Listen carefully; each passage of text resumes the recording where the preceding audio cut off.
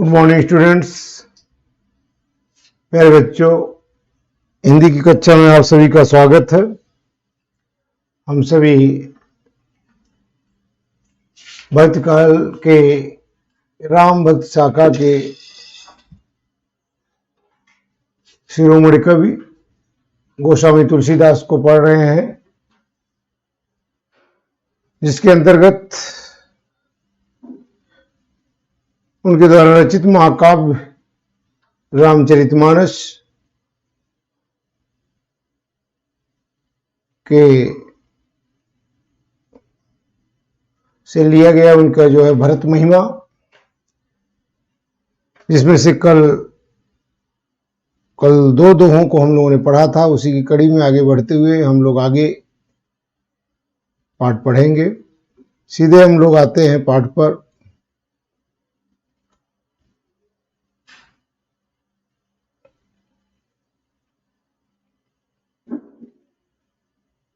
कल हम लोगों ने 2 दोहा तक पढ़ लिया था।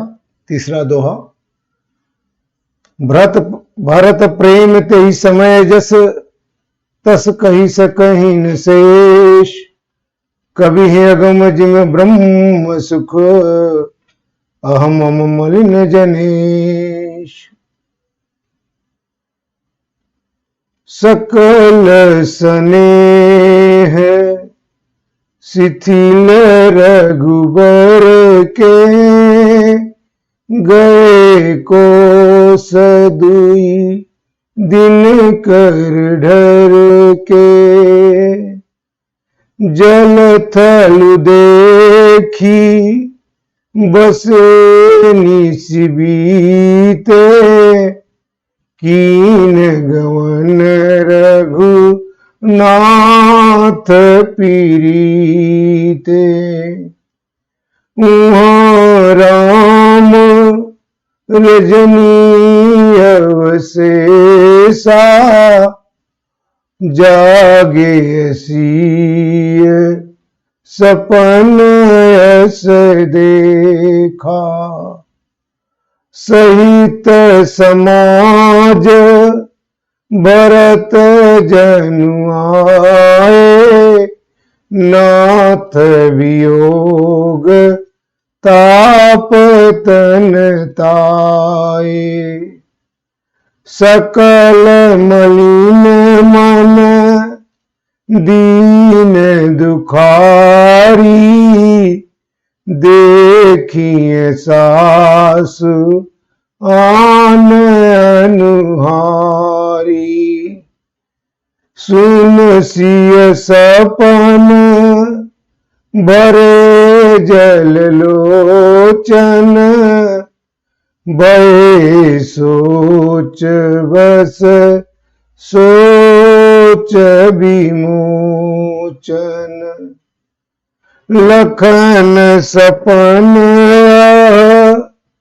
नीक न होई, कठिन कुचाह सुनायहि कोई। अस कहि बंधु समेत नहाने, पूजी पुरारी साधु सन माने। भरत प्रेम तहि समय जस तस कहि सकहि न शेष, कवि अगम जिम ब्रह्म सुख अहम मलिन जनेश।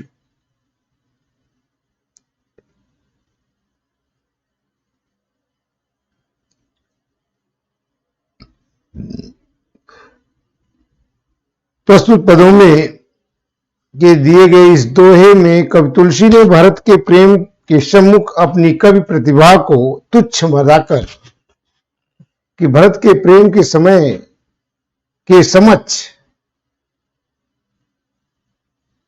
मेरी कविताएं, मेरा कवित्व, मेरी जैसी कवि प्रतिभा भी जो बहुत तुच्छ है, छोटी है, ये बताकर तुलसीदास जी ने अपनी विनयशीलता का परिचय दिया है। आगे उन्होंने वर्णन किया कि सीता जी रात्रि के समय अंतिम प्रहर में 2 स्वप्न देखती हैं, जिसमें वो राम, जिसे श्री राम को सुनाती हैं। उस स्वप्न को सुनकर राम चिंतित हो उठते हैं। कहते हैं, तेही भरत प्रेम तेही समय जस तस कही सकैन शेष। तुलसीदास जी कहते हैं कि उस समय भरत के हृदय में जो प्रेम की तरंगे उठ रही थीं, जो प्रेम की लहरें उठ रही थीं, उस समय भरत के मन में जैसा प्रेम था, भरत प्रेम तही समय जस, अर्थात भरत के हृदय में उस समय उनके मन में जैसा प्रेम था, तस कही सकैन शेष, उसका वर्णन 1000 मुखों वाले, 1000 फनों वाले शेष माने शेषनाग, 1000 मुख वाले शेषनाग भी नहीं कर सकते।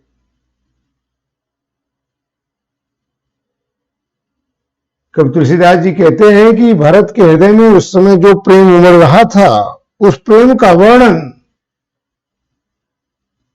मुझ जैसा कवि तो क्या, 1000 फन वाले, 1000 मुंह वाले शेषनाग भी नहीं कर सकते। कभी ही अगम जिम ब्रह्म सुख अहम मनिन जनेश। ब्रह्म सुख माने होता है ब्रह्मानंद। परमात्मा को प्राप्त कर लेने के बाद यह आत्मा, जीवात्मा जिस तरह से आनंदित होती है, जिसे सब कुछ उसे मिल गया हो, उस परमानंद की अनुभूति को कहा जाता है ब्रह्म सुख। अहम मलिन जनेश। अहम माने अहंकार और ममता। अहम माने अहंकार, मम माने ममता। कभी ही अगम जिम ब्रह्म सुख। जब शेषनाग स्वयं जो है, 1000 फन वाले शेषनाग जो है, भरत के हृदय में मुड़ते हुए प्रेम का वर्णन नहीं कर सकते, फिर मुझ कवि के लिए तो यह विषय उसी प्रकार से अगम में, अगम माने अगम में, जहां जाया न जा सके, मुझ जैसे कवि के लिए तो यह विषय वैसे ही अगम्य और दुष्प्राप्य है, जिसे पाना बहुत ही दुष्कर है।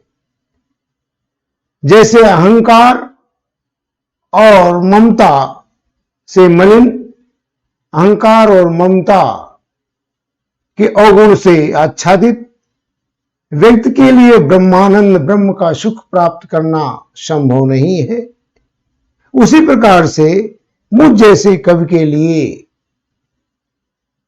भरत के हृदय का प्रेम का वर्णन कर पाना कठिन है, अगम्य है। तुलसीदास जी के कहने का आशय कि जिस प्रकार से अहंकारी और मोह माया से जनित व्यक्ति परब्रह्म से, परमात्मा से साक्षात्कार नहीं कर सकता, उसी प्रकार से मैं भी भरत के उस संपूर्ण प्रेम का वर्णन करने में असमर्थ हूं। भरत के हृदय में तुलसीदास जी कहते हैं, फिर से एक बार देखें, तुलसीदास जी कहते हैं, जिस प्रकार उस समय भरत के हृदय में जो प्रेम की लहरें, प्रेम की तरंगे उठ रही थी, उस प्रेम का वर्णन कर पाना 1000 मुख वाले शेषनाग के लिए भी संभव नहीं, वो भी नहीं कर सकते। तो उनके समक्ष कभी ही अगम जिम ब्रह्म सुख अहम मलिन जनेश, तो मुझ जैसे व्यक्ति के लिए, मुझ जैसे कवि के लिए वह विषय तो ऐसे ही दुष्प्राप्य और अगम्य है, जैसे अहंकार और ममता से व्यक्ति, अहंकार और ममता से मलिन, से आच्छादित व्यक्ति के लिए ब्रह्म का सुख, परमानंद की प्राप्ति, परमानंद का सुख प्राप्त करना असंभव है, दुष्कर है, कठिन है, उसी प्रकार से मुझ जैसे कवि के लिए भरत के प्रेम का वर्णन करना असंभव है। कहने का तात्पर्य, जिस प्रकार से अहंकारी और मोह माया से में फंसा हुआ व्यक्ति ब्रह्म सुख को प्राप्त नहीं कर सकता, परमात्मा की प्राप्ति नहीं कर सकता है, उसका साक्षात्कार नहीं कर सकता, उसी प्रकार से मैं भी भरत के उस संपूर्ण प्रेम का वर्णन कर नहीं सकता, उसका प्रेम वर्णन करने में असमर्थ हो।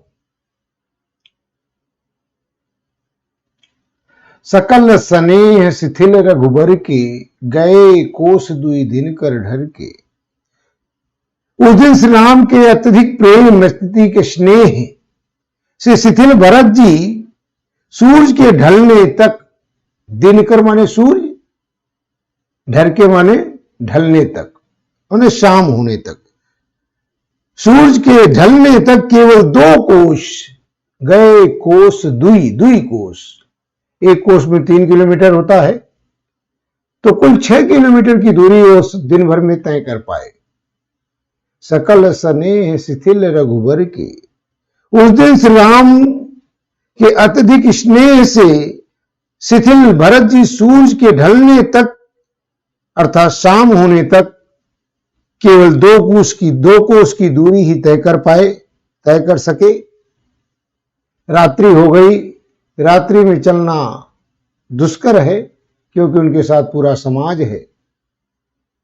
जल थल देख बसे निस बीते, कीन गवन रघुनाथ प्रीते। जल थल देख, अब रात्रि निवास करने के लिए स्थल, जो स्थान हो वो चारों तरफ से सुरक्षित भी हो और भोजन आदि की व्यवस्था के लिए जल का होना भी आवश्यक है।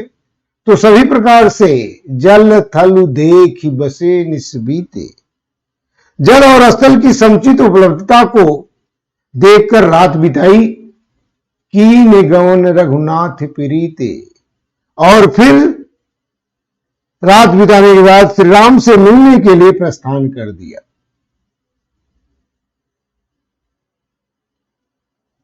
अर्थात भरत उस दिन श्री राम के स्नेह के कारण अत्यधिक प्रेम से विह्वल होकर के पूरे दिन सुबह से लेकर शाम सूरज ढलने तक, शाम होने तक केवल 2 कोस की ही यात्रा कर सके और उन्होंने जल और स्थल की समुचित उपलब्धता को, व्यवस्था को देख करके उचित स्थान को पाकर के रात बिताई और कीन गवन रघुनाथ प्रीते, श्री राम से मिलने के लिए सुबह सुबह उन्होंने प्रस्थान कर दिया। वहां राम रजनी अवशेषा, जागे सी सपने यस देखा। अब यहां पटाक्षेप है। इधर भरत का वर्णन चल रहा था। अब हम कवि जो है दूसरे पक्ष की ओर, अर्थात जहां राम और लक्ष्मण और सीता रह रहे हैं उधर क्या हो रहा है उधर का वर्णन करते हुए कह रहे हैं, वहां राम रजनी अवशेषा, जागे सी सपने यस देखा। दूसरी तरफ इधर श्री राम रात्रि के अवशेष रहते, रजनी, रजनी में रात्रि, रात्रि के अवशेष रहते ही, रात्रि के शेष रहते ही जाग गए, अर्थात भोर में ही, ब्रह्म मुहूर्त में ही राम जग जाते हैं। जागे सी सपने यस देखा, और तभी सीता जी ने एक दुस्वप्न देखा और घबराकर उनकी भी आंखें खुल गईं। वहां राम रजनी अवशेषा, दूसरी तरफ श्री राम रात्रि के शेष रहते ही, अवशेष रहते ही जग जाते हैं। और तभी सीता जी ने एक ऐसा, सवेरे में, भोर में ही एक ऐसा दुस्वप्न देखती हैं और घबराकर उनकी भी आंखें खुल जाती हैं। और खुलने के बाद वे श्री राम से उस स्वप्न को सुनाने लगी। क्या सुनाती हैं कि सहित समाज भरत जन्म आए, नाथ वियोग ताप तनताए। कि हे प्रभु, मैंने स्वप्न देखा कि मानो घबरा करके भरत जी यहां पर सहित समाज सहित यहां चले आए हैं। सहित समाज भरत जन आए। सीता जी कहती है कि मैंने ऐसा स्वप्न देखा कि मानो भरत जी यहां पर पूरे समाज के साथ, सबके साथ यहां आ गए हैं। और नाथ वियोग ताप तनताए, प्रभु के वियोग में, आपके वियोग में, आपके विरह में उनका शरीर अग्नि की तरह तप रहा है। विरह की अग्नि में, वियोग की आग में उनका शरीर मानो जल रहा है। सकल मलिन मन दीन दुखारी, देखी सास आन अनिहारी। सकल मलिन, साथी कह रही है तो ये तो हाल है भरत का कि विरह की अग्नि में मानो उनका शरीर जो है पूरी तरह से जल रहा हो, मैंने देखा। और साथ ही साथ सकल मलिन मन दीन दुखारी, उनके साथ आए सभी लोगों का मन बहुत ही मलिन है। सबका मन मानो उनका मुखड़ा जो है मुरझाया हुआ है। सभी लोगों के मुख मलिन है और दीनहीन होकर के वे अत्यंत ही दुखी हैं। और दीनहीन से उन सबके मन अत्यंत दुखी है। सारा समाज मानो जो है उनका दुख की परछाई पड़ गई है, अर्थात दुख की छाया से मानो उन सब का जो है चेहरा मुरझाया हुआ है और सभी लोग दीनहीन होकर के सबके मन अत्यंत दुखी है। देखी सास आनु हनिहारी, और साथ ही साथ मन में उनके साथ आई जो माताएं हैं, जो मेरी सासुएं हैं। सास कौन कौन? कौशल्या, कैकेयी और सुमित्रा। उनके साथ आई मैंने सासुओं को भी दूसरे रूप में अर्थात विधवा के रूप में देखा। आन अनुहारी, दूसरे रूप में देखा, अर्थात जैसे मानो उन्होंने सफेद वस्त्र धारण कर रखे हो। सुन सिए सपन भरे जल लोचन, भय सोच बस सोच विमोचन। हमारे यहां मान्यता है कि सवेरे का देखा हुआ सपना लगभग सच हो जाता है। उसी के अनुरूप सुन सिए सपन भरे जल लोचन। सीता जी के इस स्वप्न को सुनकर के राम की आंखों में आंसू आ गए। उनकी आंखों में आंसू छा गए, आंखें जो आंसू से भर गईं। और भय सोच बस सोच विमोचन, समस्त संसार की अर्थात पूरे संसार भर की लोगों की, समस्त संसारवासियों की दुख को दूर करने वाले, उनकी चिंता को दूर करने वाले स्वयं श्री राम चिंता मग्न हो गए, चिंताग्रस्त हो गए। भय सोच बस सोच विमोचन, पूरे संसार के लोगों की चिंता को दूर करने वाले प्रभु श्री राम स्वयं चिंताग्रस्त हो गए, चिंतित हो गए। लखन सपने यह नीक न होई, कठिन कुचाह सुनाई कोई। और उन्होंने अपने अनुज लक्ष्मण से कहा कि हे लक्ष्मण, हे भाई लक्ष्मण, यह कोई अच्छा स्वप्न नहीं है। यह स्वप्न नीक न हुई, नीक माने अच्छा, यह कोई अच्छा स्वप्न नहीं है, बड़ा बुरा सपना है। कठिन कुचाह सुनाई कोई, लगता है कोई अत्यधिक कष्टकर कुचाह माने जिसकी सुनने की इच्छा ना हो, ऐसा कोई समाचार, बुरा समाचार सुनने को मिलने वाला है जिससे सुनने की हम लोगों की इच्छा ना हो। अर्थात कोई अत्यंत कष्टकर अशुभ समाचार सुनने को मिलने वाला है। अस कही बंधु समेत नहाने, पूज पुरार साधु सन माने। और यह कहकर के श्री राम ने भाई लक्ष्मण सहित स्नान करके, दोनों लोग स्नान करते हैं, बंधु समेत नहाने, ऐसा करके छोटे भाई लक्ष्मण के साथ स्नान करके पूज पुरारी, पुरारी माने यहां शिव के लिए आया है, भगवान शिव की आराधना करके, भगवान शिव की पूजा करने के उपरांत साधु सन माने, साधु संतों की वंदना करके उनका सम्मान किया। अस कही बंधु समेत नहाने, लक्ष्मण से कहते हैं कि भाई लक्ष्मण, यह कोई अच्छा स्वप्न नहीं है, कोई बुरा समाचार, अशुभ समाचार सुनने को मिलने वाला है। और यह कहते हुए दोनों भाई स्नान करने के लिए जाते हैं। दोनों भाई स्नान करते हैं और स्नान करने के बाद भगवान शिव की वंदना करके, भगवान शिव की पूजा करने के पश्चात साधुओं को, मुनियों और साधु संतों को वंदना करते हैं और उनका सम्मान करते हैं। आगे एक छंद है।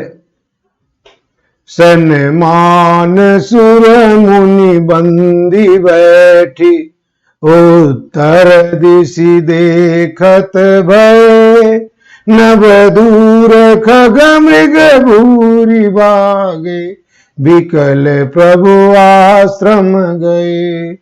तुलसी उठे अवलोकि कारण, काह चित सचकित रहे, सब समाचार की रात कोलिन, आई तेई अवसर कहे। सन्मान सुर मुनि बंदी उठ बैठे, उत्तर दिश देखत भय। इसके बाद श्री राम प्रातः स्नान करने के पश्चात देवताओं और मुनियों की, सुर मुनि देवताओं और मुनियों की वंदना करके बैठते हैं। जैसे ही बैठते हैं और बैठने के देखी उत्तर दिश देखत भय, बैठ गए और उत्तर दिशा की ओर देखने लगे। श्री राम सन्मान सुर मुनि बंदी।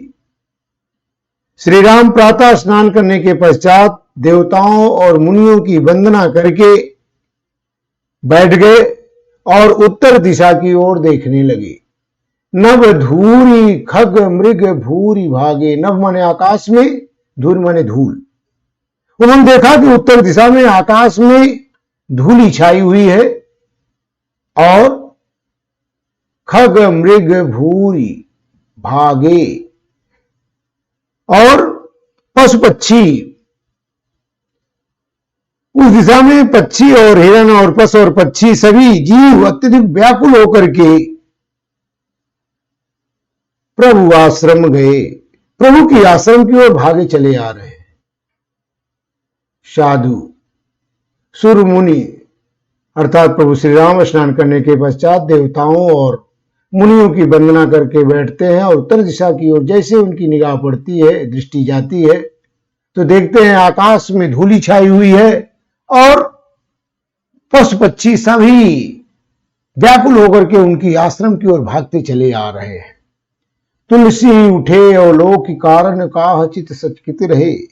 तुलसीदास जी कहते हैं कि यह सब देख करके प्रभु श्री राम इसका कारण जानने के लिए, और लोग कारण का क्या कारण है कि इस तरह से धूल उड़ रही है और पशु पक्षी इधर की तरफ भागे चले आ रहे हैं, यह सब देख करके प्रभु श्री राम इसका कारण जानने के लिए अपने स्थान से उठ खड़े होते हैं और उनका मन आश्चर्य से भर जाता है, उनका मन आश्चर्यचकित हो जाता है। सब समाचार की रात कोल ने आई ते अवसर कहे। उसी समय कोल भीलों आदि ने आकर सब समाचार कहा कि भरत जी सेना सहित उनसे मिलने आ रहे हैं। सब समाचार की रात कोल ने आहिते अवसर कहे। उसी क्षण जंगलों में निवास करने वाली कोल भील जातियां के लोग कोल भीलों के जो है ने आकर के भरत के आगमन का, सेना सहित भरत के आगमन का समाचार सुनाते हैं। सोरठा है, जैसे कि आप लोगों ने दोहा पढ़ा, ऊपर बताया मैंने 13-11 की मात्राएं होती है, उसी प्रकार से सोरठा में दोहे का एकदम उल्टा होता है। इसमें 11 और 13 मात्राएं, पहले और तीसरे में 11-11, दूसरे और चौथे में 13-13 मात्राएं होती हैं।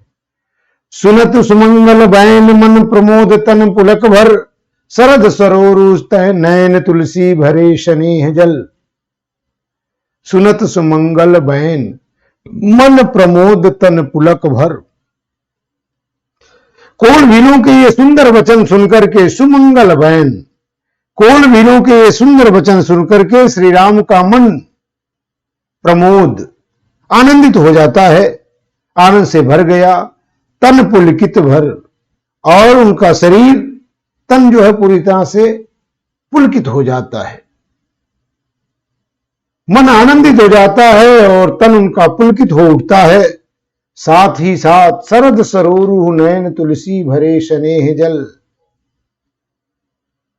साथ ही श्री राम के शरद ऋतु के कमल के समान सुंदर नेत्र प्रेमाश्रुओं से भर गए। शरद सरोरु नयन, शरद माने शरद ऋतु में, सरोरु माने कमल। तुलसी भरे स्नेह जल, तुलसीदास जी कहते हैं श्री राम के शरद ऋतु के कमल के समान सुंदर नेत्र प्रेम के आंसुओं से भर गए। बीच में जो है आगे विलोपन चिन्ह है, अर्थात कुछ दोहे और चौपाइयां विलुप्त कर दी गई हैं और इसके बाद आगे का दोहा जो है दिया गया है। हम लोग आज यहीं तक पढ़ेंगे क्योंकि प्रसंग अगला बदल जाता है, बीच में विलोपन चिन्ह है, इसलिए आगे का भाग हम लोग कल पढ़ेंगे। Thank you, all the best.